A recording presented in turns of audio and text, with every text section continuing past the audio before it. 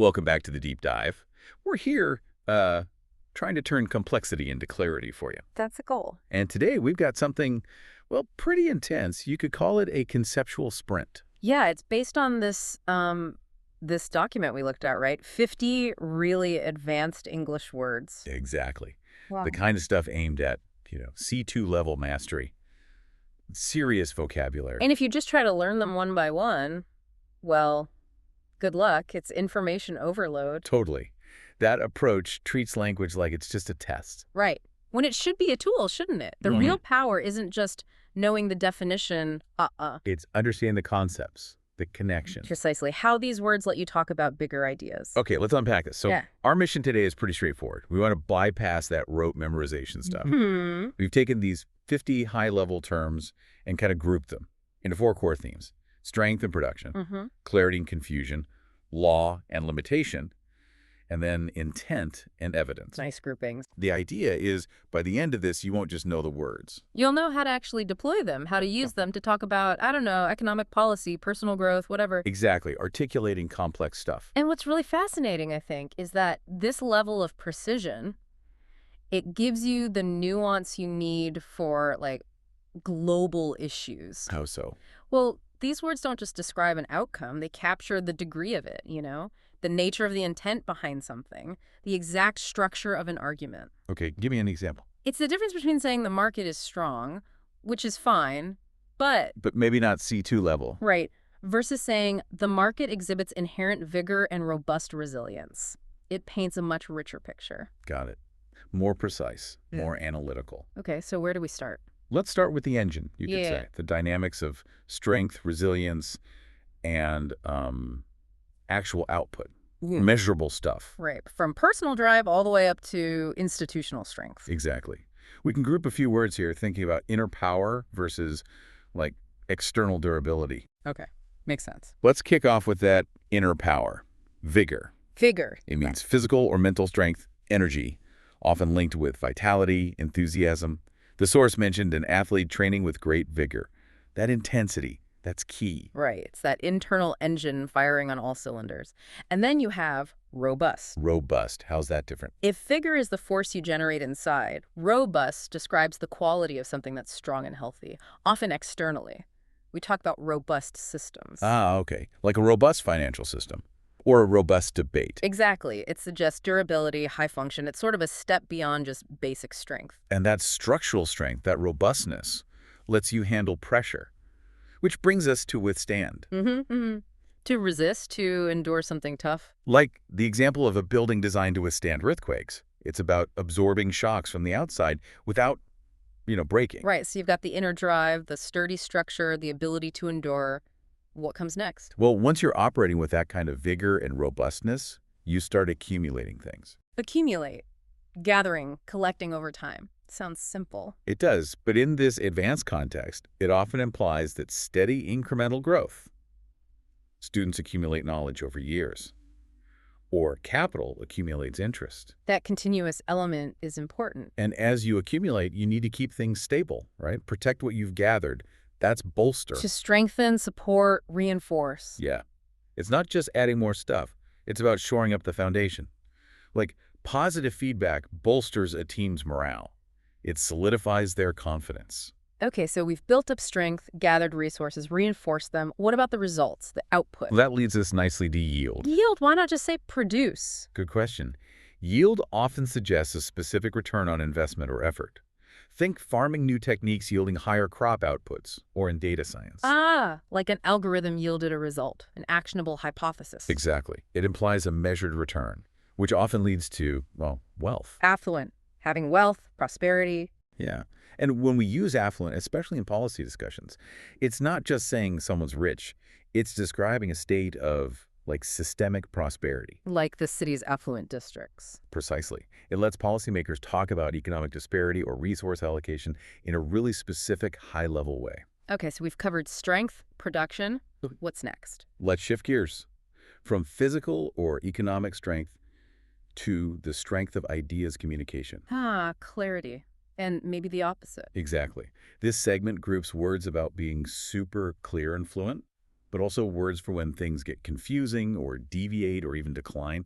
Here's where it gets really interesting. Yeah, because true language mastery isn't just about being clear yourself. It's also about being able to describe why something isn't clear or why it's, gone off track. Okay, let's start at the top. Peak clarity. Articulate. Being able to express ideas clearly, coherently, you need to articulate your points well in, say, a presentation. Mm-hmm. And it's not just the words, is it? There's a feeling, a connection. Which ties into vivid. If your language is vivid, it creates strong, clear images, almost photographic. Like an author using vivid descriptions that really pull you in. But there's a contrast here. You want vivid, but not superficial. Ah, right. Superficial meaning just on the surface. Yeah. Lacking depth. Exactly. Good communication is vivid, it has depth, it's not superficial. Got it. And for longer arguments, like an essay, you need structure. You need it to be coherent. Logical, consistent, well-connected, ideas flow. A coherent essay links everything together smoothly. And while you're being coherent, ideally you're also concise. Brief and clear, yeah. High-level writing often values being concise, shows respect for the reader's time, gets straight to the point. So if you nail all that clarity, coherence, impact, Then your communication is eloquent, fluent, persuasive, expressive. We talk about an eloquent speech inspiring people. okay, but now, the pivot, the dark side of communication maybe. Well, when things go wrong, when language fails, it can become ambiguous. Open to more than one interpretation. Unclear. Right. And you really want to avoid ambiguous statements in, say, legal docs or academic papers. Precision is key there. Definitely. And sometimes the confusion isn't bad writing, it's unexpected input, an anomaly. Something unusual, unexpected. A deviation. Exactly, like a sudden weird result in data might be a statistical anomaly. Needs checking out. And you don't want to mistake an anomaly for a trend. Because that leads you into a fallacy, a mistaken belief based on bad reasoning. Okay, that's a useful link. Is an anomaly different from something being deliberately unclear? Yes, good point. If communication is cryptic, it means it's mysterious, obscure, maybe on purpose. So ambiguous is just unclear. Cryptic might be intentionally unclear. Yeah. Subtle difference. Very subtle, but important. And finally, in this group, we have decline, deteriorate. To become progressively worse. Yeah, like air quality deteriorating in industrial cities. It captures that clear downward trend. Condition, quality, whatever it is. Okay, so we've done personal drive, communication. Now we're zooming out to the big structures. Rules, laws, social governance. Exactly. This is a language of control, setting limits, justification, how things are managed. It feels like it's about the relationship between, say, the individual and the state. Right. Or an employee in the company. Yeah, definitely. You can think of it as a spectrum. From like passive obedience all the way to active resistance. And then why restrictions might be needed. Okay, let's start with obedience. Comply. To act according to rules or requests. Pretty straightforward. Companies have to comply with regulations. It's about mandatory adherence. In a direct opposite. To violate, to break a rule or law. An infringement. Companies violating safety standards get penalized. You mentioned resistance. Is that different from violating? Yes. There's defy, that's actively resisting or refusing to obey. Often it's positioned as a principled stand. Like protesters defying government orders, even knowing there might be consequences. Exactly. Defiance implies a direct challenge to authority. It's stronger than just, accidentally violating a rule. And maybe you defy something because the rule itself feels unjust. Or random. Which brings us to arbitrary. Based on random choice or whim, not reason.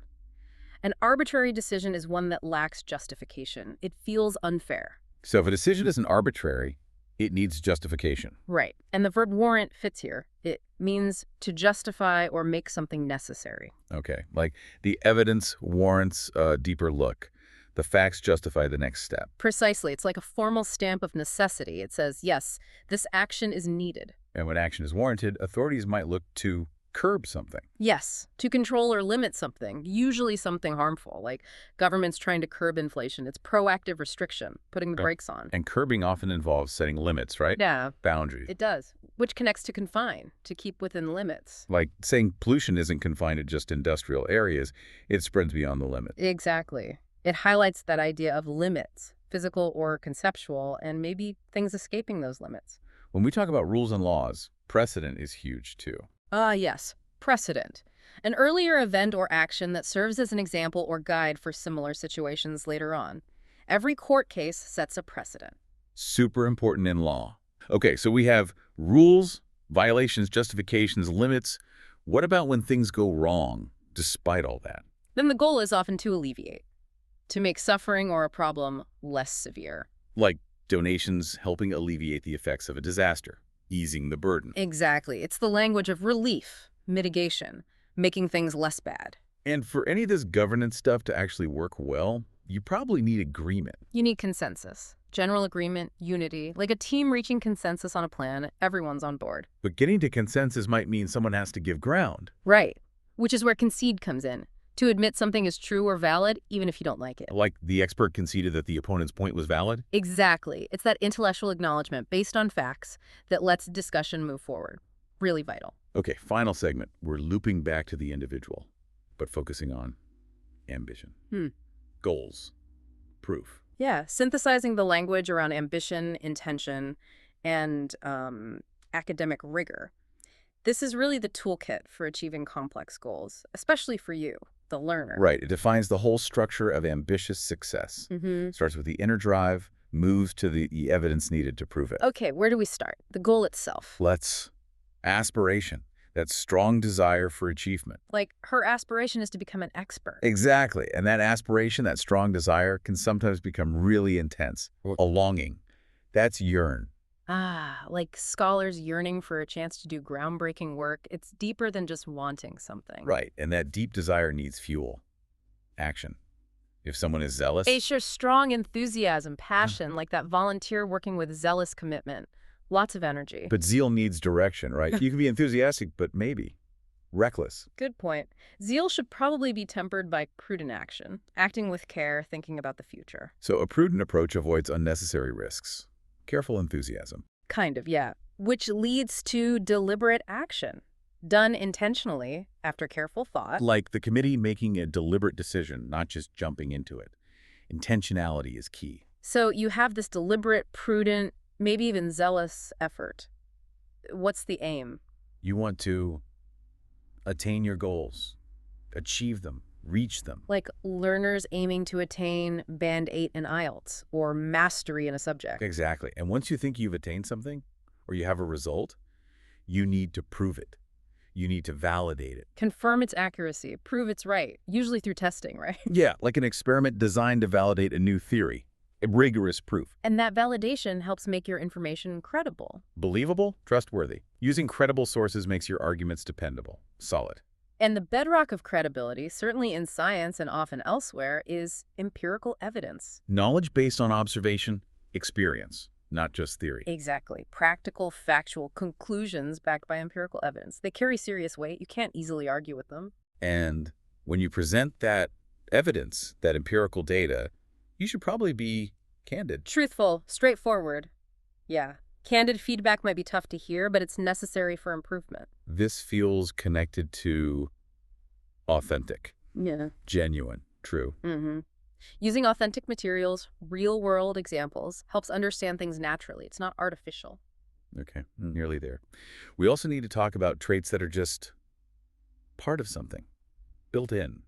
Inherent, essential, intrinsic, part of its basic nature. Like the inherent difficulty of mastering 50 advanced words. It's just part of the challenge itself. Exactly. And speaking of inherent traits, or maybe desirable ones, there's benevolent. Kindly, generous, a positive disposition. Yeah, often used for leaders, organizations, maybe. It's a nice contrast to some of the harsher words like violate or deteriorate. Definitely. Okay, I think we've covered most of the core concepts. What's left? Well, there were a few others describing positive action or qualities, like brisk, quick, energetic, describes pace, which you can see.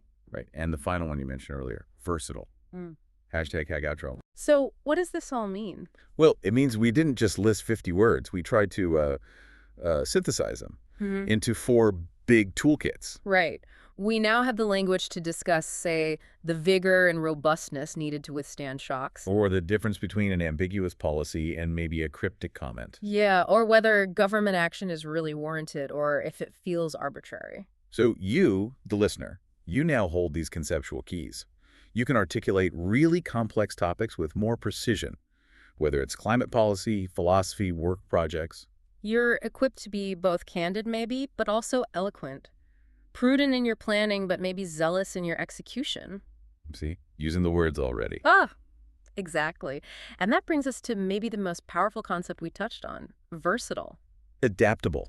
Yeah. Flexible, useful in many different ways. Right. So if having a truly versatile vocabulary means you can apply this knowledge in pretty much any context, academic, professional, personal, we want to leave you with a final thought, a provocative one. Okay, let's hear it. Given that you now have this language covering control, ambition, clarity, evidence, all of it, what's the most challenging or maybe the most unusual context you could try to use all 50 of these powerful concepts in this week?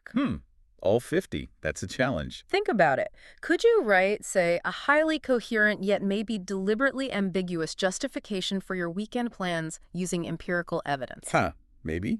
It's a fun thought experiment. Exactly. The point is, go out there, start using these concepts, build that versatility, use them with confidence.